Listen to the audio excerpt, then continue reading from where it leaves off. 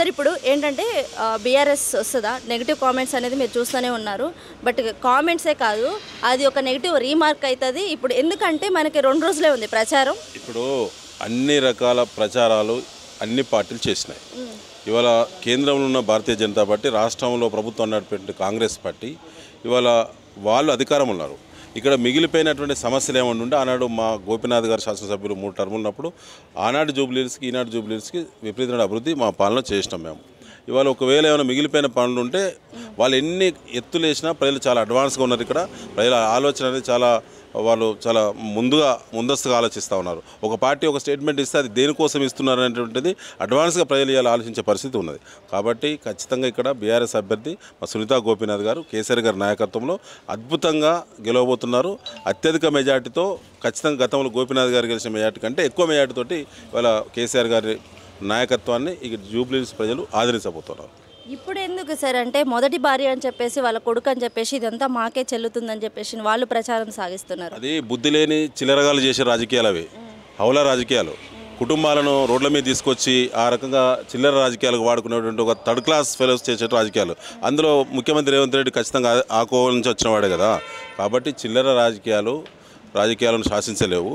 ఖచ్చితంగా ప్రజాస్వామ్యంలో ఓటు హక్కు ఉన్నటువంటి వాళ్ళు ఎవరైనా నిలబడవచ్చు. దానికి కుటుంబాల పంచాయతీ తీసుకొచ్చి ఇవాళ గోపీనాథ్ గారు చనిపోయి 6 నెలలు దగ్గరికి వచ్చిందండి. ఇవాళ 6 రోజులు మాత్రమే ఎన్నుకున్నటువంటి సందర్భంగా ఈ కుటుంబాలు ఎందుకు రోడ్ల మీద తీసుకొస్తున్నారు? కుటుంబాలను రోడ్ల మీద తీసుకొస్తారు, రౌడీలను రోడ్ల మీద తీసుకొస్తారు, ప్రచారాలను అడ్డుకుంటారు, తర్వాత విపరీతంగా డబ్బులు పెట్టుకుంటామంటున్నారు. తర్వాత మా నాయకులను కొట్టి కూడా తీసుకెళ్ళి ముఖ్యమంత్రి సమక్షంలో కండోగప్పిన వాళ్ళు మళ్ళీ తిరిగి వాపసు వచ్చి వారు ప్రెస్ రిలీజ్ చేసి మీరు చూశారు. అంటే ఈ రకమైన అరాచకాలు చేస్తే కూడా బీఆర్ఎస్ ఆధిక్యతను తగ్గించే పరిస్థితి లేదు. కాబట్టి కుటుంబాలను కూడా చివరికి రోడ్డు మీద తీసుకొచ్చే ప్రయత్నం చేస్తూ ఉన్నారు. అది కరెక్ట్ కాదు. అంత దిగజారేటువంటి స్థితి వచ్చింది అధికారం ఉన్న కాంగ్రెస్ పార్టీకి. అందులో ముఖ్యమంత్రి నివాసం ఉండే జూబ్లీహిల్స్ నియోజకవర్గ ఉప ఎన్నికల్లో ఆ స్థాయికి దిగజారిన ముఖ్యమంత్రి రేవంత్ రెడ్డి అంటే ఇవాళ ఏమైంది? ఇవాళ నేను మాజీ ఎమ్మెల్యేగా ఇక్కడ మా క్లస్టర్ ఇన్ఛార్జ్ పనిచేస్తూ ఉన్నాను. నేను ఏ పద్ధతిలో అయితే డోర్ టు డోర్ తిరగడము, లేదా గల్లీలు తిరగడము, ఇంటింటికి పోవడం ఎట్లా చేస్తున్నాను, ఇలా ముఖ్యమంత్రి రేవంత్ రెడ్డి కూడా మా లెక్కన గల్లీలో తిరుగుతుండే కదా, పాదయాత్ర చేస్తూ ఉన్నాడు, మోటార్ సైకిల్ యాత్ర చేస్తూ ఉన్నాడు, రేపు మొక్కల యాత్ర కూడా చేయాల్సి వస్తుంది. ఎన్ని చేసినా ఈ జూబ్లీహిల్స్ నియోజకవర్గ ప్రజలు ప్రతి గ్రామం నుంచి ప్రాతినిధ్యం ఉన్నది. ఇక్కడ 2 రాష్ట్రాల నుంచి ప్రాతినిధ్యం ఉన్నది. ఇది ఒక రకంగా చెప్పాలంటే ఇది మినీ ఇండియా. సో ఖచ్చితంగా అన్ని వర్గాల ప్రజల యొక్క ఆలోచనలు కూడబలిగితేనే ఇలా ఓటుగా మారుతుంది. కాబట్టి ఒక రేవంత్ రెడ్డి ప్రభావం చూపించి ఆయన ఏదో చేస్తారు అనేది చాలా తప్పు. ఇది ఖచ్చితంగా 10 ఏళ్లలో కేసీఆర్ గారు చేసినటువంటి పాలనను గుర్తు చేసుకుంటూ మళ్ళీ కేసీఆర్ పాలన రావాలి, వీలైనంతవరకు కాంగ్రెస్ పార్టీ తొందరగా దిగాలనేటువంటి చెప్పేటువంటి జడ్జిమెంట్ అని మేము భావిస్తూ ఉన్నాం. ఇప్పుడు ఒక్కటే సార్, ఇప్పుడు ముస్లిం ఓట్లన్నీ మాకే అని అంటున్నారు కదా. ఇప్పుడు ప్రజాస్వామ్యంలో మతాలు కులాల చిచ్చు పెట్టేటువంటి వాళ్ళు అసమర్థులు. అందులో కాంగ్రెస్ పార్టీ ముందు వరుసలో ఉన్నది. మా పార్టీ ఒకటే భావిస్తూ ఉన్నది, తెలంగాణ సమాజం బాగుండాలి. తెలంగాణ సమాజంలో పై ఆధారపడేటువంటి అన్ని వర్గాలు, అన్ని కులాలు, అన్ని మతాలు సుభిక్షంగా ఉండాలి. ఎవరి ఆత్మగౌరవం వారికి దక్కాల్సిన అవసరం ఉన్నది. అందరిని కూడా గౌరవించాలనేటువంటి కల్చర్ మా పార్టీది, మా నాయకుడు కేసీఆర్ గారిది. కేసీఆర్ గారు ప్రభుత్వం ఉన్నప్పుడు ఆనాడు ముస్లిమ్స్కి ప్రత్యేకంగా వారు కూడా గిఫ్ట్లు ఇవ్వడం జరిగింది. అదే క్రిస్టియన్స్ కూడా ఇవ్వడం జరిగింది. హిందూ పండుగలు కూడా సహకారం అందించడం జరిగింది. ఇవాళ వచ్చిన తర్వాత ఏ మతం వాళ్ళు కూడా సంతృప్తిగా లేరు తెలంగాణలో కాంగ్రెస్ పాలనలో.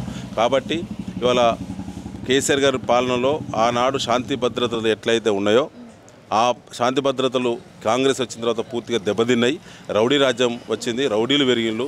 ఇలా స్వయంగా కేబినెట్లో ఉన్నటువంటి మంత్రుల మధ్య, ముఖ్యమంత్రుల మధ్య సెటిల్మెంట్ల సందర్భంగా కంతలో తుపాకీ పెట్టుకునే కల్చర్ వచ్చింది.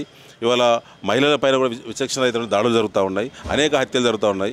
మీరే చూసారు ఈ మధ్య జూబ్లీహిల్స్లో మళ్ళీ రౌడీ షీట్లో 10 ఏళ్ళ నుంచి గైవైపున అంతా కాంగ్రెస్ వచ్చిన తర్వాత రౌడీ షీట్లు కొత్తగా తెరిచిండ్రు. కాంగ్రెస్ ప్రభుత్వం ఉన్నప్పుడు అయితే బీఆర్ఎస్ పార్టీలు చెప్తున్నది రౌడీ షీట్లు కొత్తగా తెరవరు కదండి. మరి రౌడీలు 200 మంది జూబ్లీహిల్స్ నియోజకవర్గం రౌడీలు ఇలా రౌడీ షీటు ఉండడం, వారిని బ్యాండ్ ఓవర్ చేయడం అంటే రౌడీ రాజ్యం ఎట్లా వచ్చిందో, కాంగ్రెస్ పార్టీ రౌడీ పాలన ఎట్లా చేస్తుంది అనేది అది అంతకంటే నిదర్శనం మరొకట్లేదు. ఓకే సార్, ఇప్పుడు ఏంటంటే మనకు తెలుసు అభ్యర్థి నవీన్ యాదవ్ గారు యంగ్ అండ్ డైనమిక్ అని చెప్పేసి అంటున్నారు. ఇప్పుడు సునీత గారు వచ్చి బయటకు వచ్చి ఇప్పుడు రాజకీయం తెలియని వాళ్ళు, ఇప్పటి వరకు రాజకీయం చేయని వాళ్ళు ఏం చేస్తారు? అసలు కార్పొరేటర్గానే గెలవలేనోడు ఎమ్మెల్యే ఏం చేస్తాడు? 2 సంవత్సరాలు అధికారం ఉన్నది కదా కాంగ్రెస్ పార్టీ.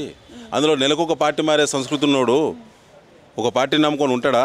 ఇవాళ కాంగ్రెస్ ప్రభుత్వం ఉన్నంత మాత్రాన నవీన్ యాదవ్ ఏం చేయగలుగుతాడు? చేయగలిగితే ఇప్పటి వరకు జూబ్లీహిల్స్ నియోజకవర్గ అభివృద్ధి మీద కాంగ్రెస్ పార్టీ అభ్యర్థి కానీ ఒక సీనియర్ మంత్రి కానీ మా కేటీఆర్ గారు ఇచ్చినటువంటి గత 10 ఏళ్ల అభివృద్ధి ఆనాడు గోపీనాథ్ గారి యొక్క నాయకత్వంలో ఇక్కడ ఎట్లయితే జరిగిందో ఆ ప్రజెంటేషన్కు కౌంటర్ కూడా చేయలేని అసమర్థులు వాళ్ళకి అసలు అభివృద్ధి అనే మాట వారి నాలుక తిరగదు. వాళ్ళకి మాట్లాడమే రాదు. ఎవరికి? నవీన్ యాదవ్ కుటుంబ సభ్యులకి. వారికి వేరే మాట వస్తుంది. నన్ను చెందుకు అనిపిస్తారు. ఇప్పటికే నా మీద కేసులు పెట్టిస్తున్నారు బాగా.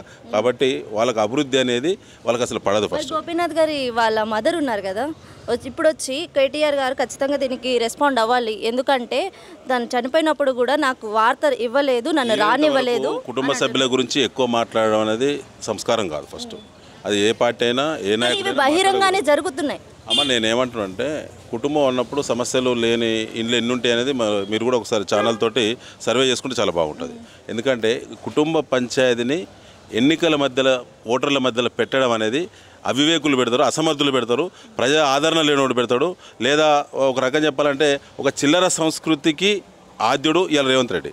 ఇలా ఆ పరిస్థితి వస్తే మరి మొన్న రేవంత్ రెడ్డి మామ కూడా రేవంత్ రెడ్డి అవుల రాజకీయాలు చేస్తాడు, తొండి రాజకీయాలు చేస్తాడు, అబద్ధాలు మాట్లాడతాడు, మోసం చేసిండు ప్రజలని చెప్పి వాళ్ళ సొంత మామ కూడా అన్నాడు. మేము ఆయన తీసుకొచ్చి ఇప్పుడు తిప్పలేమా? కాబట్టి చాలా తప్పండి. ఆ సంస్కృతి మంచిది కాదు.